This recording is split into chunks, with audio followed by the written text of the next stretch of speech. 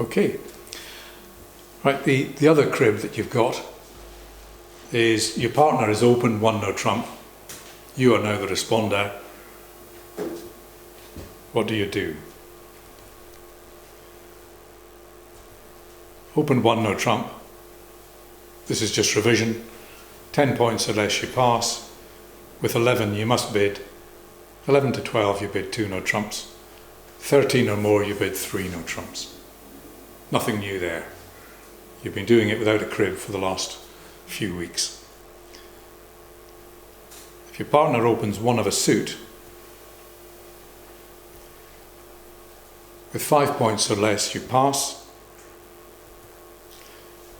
If you have 4 cards in your partner's suit, with 6 to 9 you bid 2 of your partner's suit, 10 to 12 you bid 3, 13 or more you bid 4. Now remember I said game is 4 of a major. 13 plus 12 is 25. So you're going to bid 4 when you get down to this one here. Why is it you pass with 5?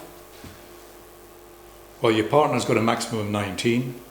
If you've got 5, that's 24. You don't have 25 points. You don't have enough for game, so you just pass. Leave it there. If you have 6 points, your partner might have 19. You might have 25 between you. There might be game. So if you've got 4 card support for your partner's suit and 6 points, then you've got a bid. Likewise, down the bottom there, if you've got 13, you know there's game. You know that you've got 25 between you. So you bid game. You go straight to it, no messing.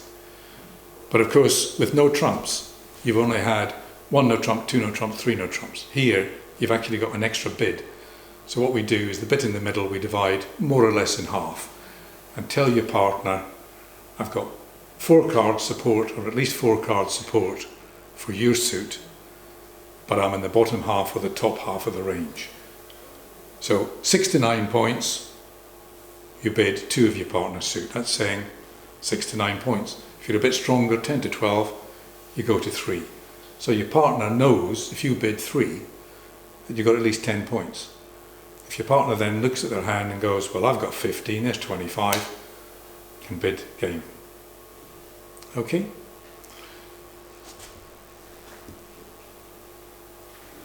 So that's a slightly more complicated crib, but you will get used to it. Down the bottom of your crib, you've got that.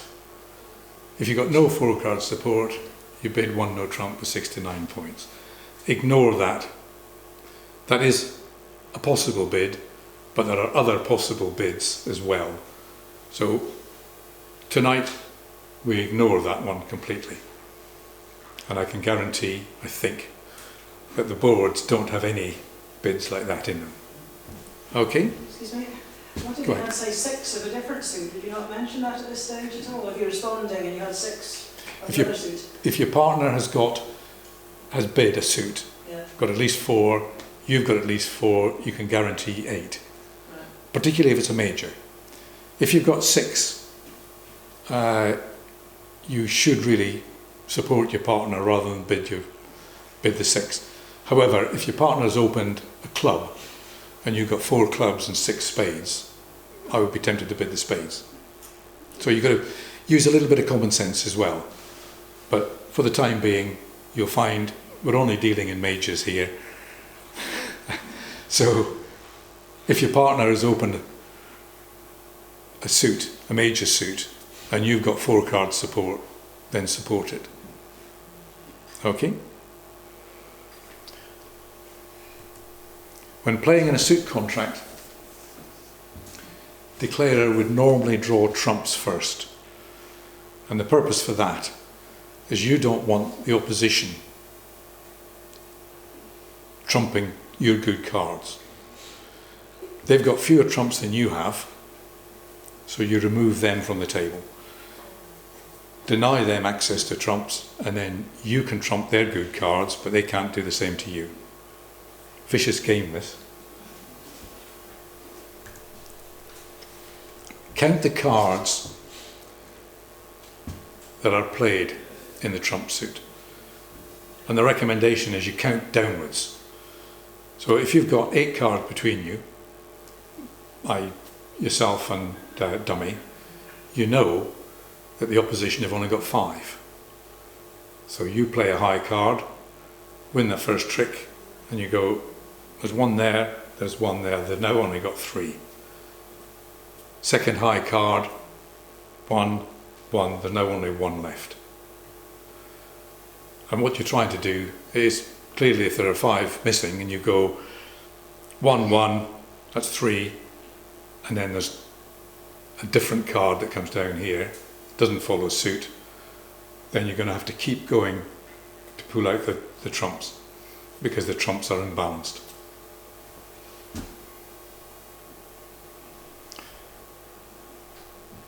Let's have a look at a hand.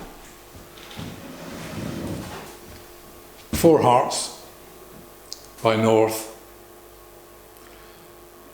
East is on lead, leads the ace of diamonds. That may seem strange to you at the moment because there's only the king there. I'll talk about leads in a minute. They're different. East is going to lay the ace, going to win that trick. It's going to see that the diamond in South, there's only 2 there, so probably going to lay the king. Take the first 2 tricks. And then probably lay a spade. As soon as declarer wins a trick, declarer should take out trumps. Because if declarer doesn't take out trumps and says, right, let's take the 3 winners down here, ace, king, queen, you then find that the opposition are going to trump the 3rd one. And that's a trick lost. So the recommendation is take out trumps. It's not always the case. There are occasions when it is better not to take them out to start with. But generally speaking, take trumps out first. And when it comes to looking at the benefits of a trump suit, if East has taken the ace king of diamonds first, South has now got a void, but North has still got a diamond. What North can do is play the diamond and rough it in South, and that gives North an extra trick. Doesn't work the other way around. You could say once the ace king of spades is out, there are 2 spades in South that can be roughed in North, but the longest suit is always going to win the tricks anyway. So the extra trick comes from roughing in the short trump suit. You've got 5 trumps in North, 4 in South. If you can rough using a trump in the South suit, that's an extra trick. We'll go into that in a lot more detail next week. This is really just an introduction to playing in a trump suit. Opening leads. Let's get rid of that. Top of a sequence of 2 or more honours. Against no trump, it was top of a sequence of 3. But because the opposition, or because you're leading here, the opposition have got a trump suit, they are probably in a position to trump your 3rd round in that suit. So there's a bit more urgency about getting your winners. So you would lay the ace. If you had the king, queen, rag, rag, you would lay the king, you lay the top. And when you lay an honour, you're promising your partner the card below that honour. And these are in sequence. A singleton, not trumps. Why? Well, you're hoping, if you've got a singleton, that your partner's got the ace, your partner wins the trick, leads that suit back to you, and now you can rough it. An extra trick. Makes it more difficult for declarer. High for hate. Denies an honour. So in that, you'd lead the 9 to say, I don't like this suit. So your partner's going to lead another one. Low for like. It promises an honour. You might find it strange that they're that way round.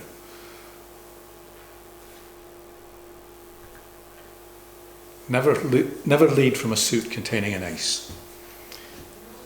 You never lead an ace unless you've got the king as well, which is the top of the sequence. The reason for that is that declarer is to your right. Declarer has probably got most of the points. Declarer has probably got the king. If you lead the ace, declarer wins the king. If you don't lead the ace and your partner leads that suit back to you, you can kill the king with the ace. Makes a trick. So never lead away from an ace. Never lead from a suit that's got an ace. The only time you lead an ace is if you've got the king as well. I don't think you've got that list, but I've got printouts, so I'll give you all a copy. So declarer play in a suit contract, the default plan is to draw trumps, even if the suit looks poor. Count the trump suit, count downwards, make sure you know that all the trumps are out before starting to develop your own long suits. Identify a work suit where you're going to get your extra tricks. Look for roughs in the short hand, the hand with the fewer trump cards. Anyway, any of you interested in practicing playing in no trumps as declarer or in a suit? Online, there's a thing called Bridgebase Online. You just type Bridgebase Online into Google. It's an American company. On the home page, there are a few buttons at the bottom. One of them says just declare. If you click on that, you've got to agree the conditions, and then all you need to do is play. Because what it does is it deals you a hand as declarer, and you're down at the bottom. It deals the dummy hand at the top. It tells you what the contract is, so there's no bidding, just tells you what the contract is, and the robots that are playing the opposition provide the lead, and they just play the opposition, and you can sit there and go, take as long as you like. How will I play this hand? Okay, I'll try this. And it's a good way of practicing. You can take as long as you like, there's no pressure, you're not upsetting anybody but yourself. Don't try and understand the bidding, because it's an American system and they use a different language. And I'm convinced that the robots talk to each other and cheat, but never mind. It's good practice. So if you want to do it, Bridgebase Online, just declare, agree the conditions, play. It's as simple as that. You have to pay. Nope. Great. You don't have to have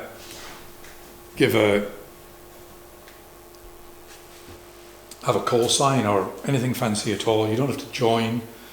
You can just do it. It's free.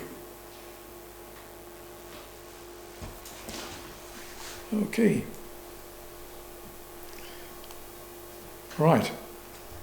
The same as happened last time, but I've lost control at the end.